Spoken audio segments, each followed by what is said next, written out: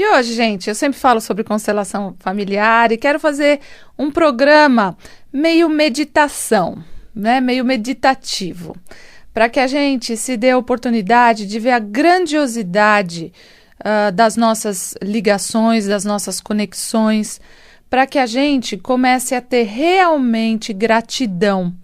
Porque a gratidão vem quando nós enxergamos a grandiosidade, a importância, a profundidade de estarmos vivos.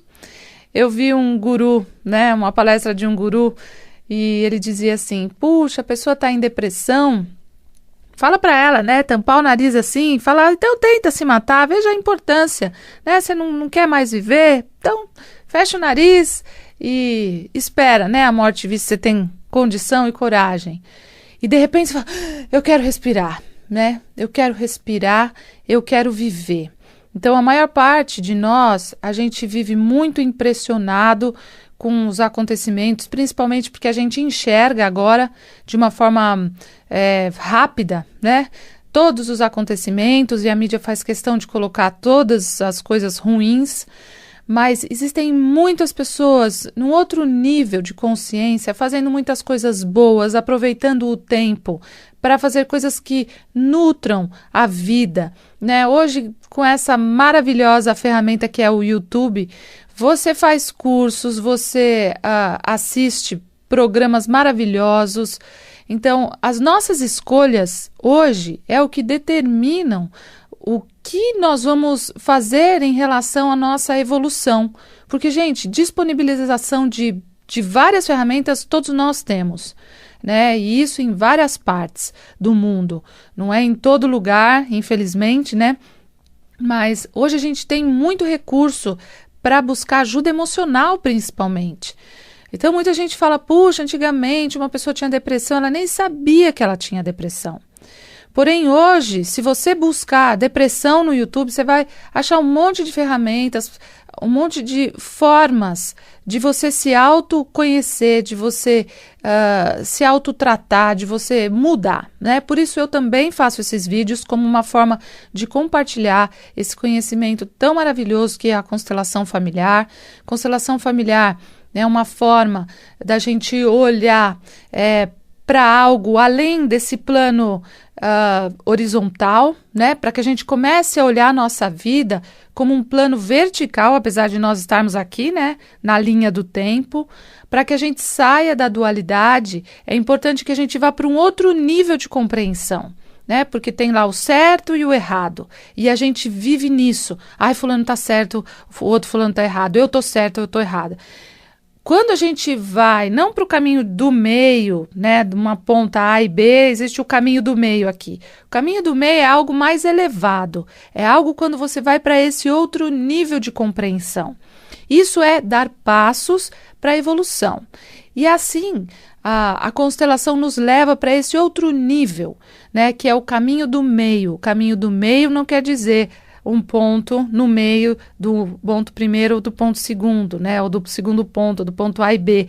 Tem o caminho aqui do meio. Não, é um ponto acima. Então, uma das coisas principais para que a gente consiga olhar para a nossa missão de vida, para que a gente realmente se conecte com a nossa vida, nós não viemos aqui para sofrer ou para passar determinadas situações. A gente veio aqui para ter, sim, oportunidades de crescimento. E essas oportunidades, quando a gente sai do estado de conforto, porque muita gente está acostumada àquele conforto, faz aquilo ali, naquela rotina, né? A vida tá boa, não está acontecendo nada demais, e a pessoa está ali confortável espiritualmente. Mas o ideal é que a gente busque conhecimento espiritual, busque o nosso conforto físico. Poxa, não tem nenhuma doença, não está com nenhuma dívida, né? Tá tudo bem na família. Pois então aproveite esse conforto e vá se aprimorar espiritualmente, vai meditar, vai fazer yoga, vai se conhecer, vai participar de grupos, né, que tenham um nível de vontade de aprendizado muito grande. Mas a maior parte procura as religiões ou procura a espiritualidade quando estão precisando. Então, agora eu estou precisando, deixa eu ir lá em algum lugar. mas não olham a espiritualidade como um caminho de crescimento. Então, o estado de conforto é uma das coisas piores, né? Eu ouvi uma pessoa falando esses dias que ela teve muito sucesso profissional muito cedo, foi diretora de uma empresa, tinha muito dinheiro, e ela falou assim, não é essa a questão, mas a questão foi o estado de conforto aparente que tudo isso me dava, mas eu mesma não estava feliz, não estava centrada, né? E fiquei ali como se eu não precisasse mais de nada na vida. E tem pessoas que elas falam, bom, se eu já tenho minha casa própria, agora está tudo bem. Então, viver não é ter as coisas, mesmo porque daqui a pouco, né, a gente vai para um outro estado, que é o nosso estado natural de ser, um estado energético, e essas coisas todas não vão nos acompanhar, essas conquistas. Mas qual conquista que vai nos acompanhar? É a conquista do aprimoramento de virtudes. Então, quando eu consigo me aprimorar nas minhas virtudes, então, por exemplo, eu planejei tal coisa, né? Planejei parar de comer tanto, né? Eu planejei parar de fazer algo que para mim não estava bom. E, de repente, se eu não desenvolvo essas virtudes para chegar no meu objetivo, que virtude me falta? Me falta disciplina, me falta autoestima, porque uma pessoa sem autoestima, ela é totalmente descontrolada. Uma pessoa que ainda não percebeu que valor que ela tem para ela própria, para a vida dela, ela atormenta a vida dos outros, ela faz a vida dela um inferno, né? Ela gasta mais do que pode, ela faz por ego, né? Mente, ou faz coisas somente pelo ego. A gente vê, nossa, eu estava viajando agora, e as pessoas com paisagens maravilhosas, e as pessoas lá tirando selfie. Eu falava, gente, aproveita, né? A foto, lógico, é importante a gente tirar foto, é legal, é gostoso. Mas hoje é um sabe? E postar para o outro que está bem, ela nem curtiu a paisagem, nem viu a paisagem, ela vai ver pela foto, né? Porque ali ela não está presente. Então, o nosso ego, ele é uma grande cilada e que a gente tem que ficar esperto para aquilo que realmente é importante, né? Que decisões eu tomo na minha vida, elas são baseadas no meu ego, né? Ou realmente são baseadas em algo que me traz uma felicidade duradoura. Porque tomar um sorvete traz felicidade, lógico, mas não é duradoura, né? Beijar alguém traz uma felicidade, né? Mas não é duradoura. Então, se conectar com alguém traz uma felicidade duradoura, né? Mas não sair, né, por aí beijando qualquer um, porque, o beijo, né, ou o sexo, ou o prazer de comprar, o prazer de jogar, o prazer de se alimentar. Então, esses prazeres são, lógico, importantes. Mas, quando a gente se baseia em prazeres, de você estar centrado, fazendo algo que você gosta, de você poder compartilhar aquilo que você sabe, de você poder ajudar alguém da forma certa, que é muito importante, e estudar, né, a espiritualidade, se desenvolver espiritualmente, esse prazer é um prazer que vicia, mas é um prazer duradouro, um prazer que acrescenta, um prazer que nos faz evoluir. Por isso, hoje, eu queria falar de uma frase que veio durante uma meditação no grupo, e que é uma frase muito bonita.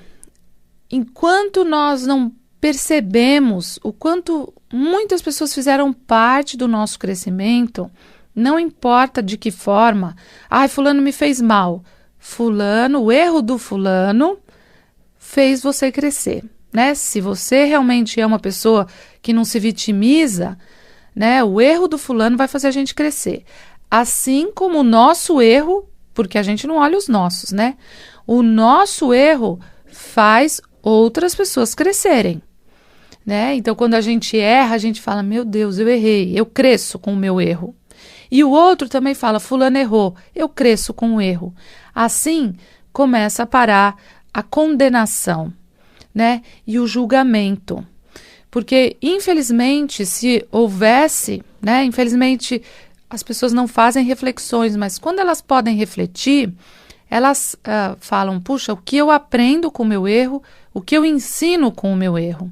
Estávamos sintonizados, eu e a outra pessoa. Eu errei com a outra pessoa e a outra pessoa estava sintonizada precisava do meu erro, entende? Então, vamos crescer a partir disso. Mas não no para sempre eu julgo ou sou julgado. Então, ficar na culpa é um grande erro, né? Ficar na culpa é uma perda de tempo, para falar a verdade. E quando a gente percebe a grandiosidade da nossa vida, que é o que eu quero falar dessa frase hoje, de fazer essa meditação com vocês, é uma meditação que mostra o quanto nós nunca estamos sozinhos, o quanto a interação, os relacionamentos nos fazem crescer, cada um do seu jeito. Por isso é importante olhar, né, o Namastê, a minha alma reverencia a sua, o quanto eu reverencio o seu estado de ser, o seu nível hoje, e o quanto você pode reverenciar o meu, e assim nós nos conectamos de verdade. Eu vejo você e você me vê, né? O Bert Hellinger trabalhou muitos anos na África e diz que tinha uma tribo que era, quando eles se encontravam, eu vejo você, ou seja, o meu ser te vê, e a outra pessoa dizia, e eu estou aqui presente para você. Olha que lindo essa conexão, eu vejo você e eu estou aqui presente para você, certo? Então, tem uma frase que veio durante essa meditação que diz: todos os que vieram antes me prepararam para o que eu sou hoje. Então eu gostaria que, né, se você puder, fechar os olhos e imaginar atrás de você o caminho que os seus pais percorreram para que você estivesse aqui hoje, né? Os seus pais, avós, bisavós, tataravós e todas as pessoas fora do seu sistema familiar. Quantas pessoas contribuíram para que nós hoje pudéssemos ter a experiência que estamos tendo neste exato momento? Então, quantos estão ligados espiritualmente para que cada um caminhasse o seu próprio caminho de uma forma melhor possível, né? E todo mundo antigamente dizia: a forma melhor é você ser honesto, respeitoso, amoroso, fazer com o máximo de dedicação o que a gente sabe que é certo, né? Mas conectados com algo mais amplo. Então, quando você consegue respeitar os que vieram antes, todos os que vieram antes, as profissões que eles tiveram, mas meu bisavô não estudou, eu sou formado, sou pós-graduado, doutorado, então eu não respeito, meu bisavô era pedreiro, o outro era auxiliar não sei do que, e eu sou empresário, né? Pois é, porque todos eles fizeram aquilo profissionalmente que puderam fazer, assim nós estamos hoje. Então eu agradeço aos meus pais, à minha mãe, as virtudes da minha mãe, as virtudes do meu pai, dos meus avós, né, que tiveram coragem de sair da Europa e vir para o Brasil, em todas as circunstâncias que eles passaram, né? Coragem que os meus bisavós tiveram de lutar para que uma família continuasse viva, né? Então, Primeira Guerra, Segunda Guerra, tudo o que vivenciaram antes nos países de origem, agradecer as raízes, os países de origem, como no meu caso a Itália, a Espanha, enfim, Portugal, os índios, né? Sou descendente de índios também. Quando a gente consegue ver quanta gente veio antes e quanta gente fez parte para que eu estivesse viva hoje, né? Cada um fez a sua própria parte. Então, a gente pode, agora sim, olhar para o futuro e ter vontade de também fazer a nossa parte, né? Com alegria. Então, faça a sua parte, com mais consciência. Hoje nós temos essa ferramenta, essa oportunidade. A era de Aquário é a oportunidade da gente crescer pela consciência, não pela culpa, nem pelo sofrimento. Mas buscar estados de conforto físico é maravilhoso e nós precisamos. Então não exclua o dinheiro da sua vida, nem a beleza, nem a sua saúde. física, emocional, espiritual, mas principalmente não exclua da sua vida a consciência, o movimento de crescimento e de evolução e de aprofundar. A gente precisa se aprofundar na nossa vida, em nós mesmos, enxergar. E isso você pode fazer das formas que vocês acharem, né? Eu gosto muito da constelação, porque cada vez que eu faço uma constelação, eu vejo que a espiritualidade é tão ampla, é tão maravilhosa e nos traz a explicação, né, daquilo que a gente está vivenciando hoje. Não como vítimas, nem para culpar o outro, nem para me culpar. A constelação não é para culpar ninguém, mas é para nos mostrar e para dar a chance da gente crescer, para a gente sair desse estado imaturo espiritual de eu sou vítima, não tenho condição, minha autoestima é baixa, ninguém precisa de mim. Isso é uma perda de tempo, então eu sou culpado porque errei uma vez, errei 10 vezes. Então, maturidade nós vamos errar, porque aqui é uma escola. E na escola a gente acerta e erra, a gente não tira 10 toda hora, né? E saber disso é a gente se esforçar mais, porque uma pessoa que se esforçou, uma pessoa que ficou centrado, uma pessoa que buscou o melhor, com certeza ela vai, se errar, também se apoiar, que esse é o principal. Então a frase que eu deixo aqui: todos os que vieram antes me prepararam para o que eu sou hoje. Agradeça e veja a grandiosidade da sua conexão com a vida.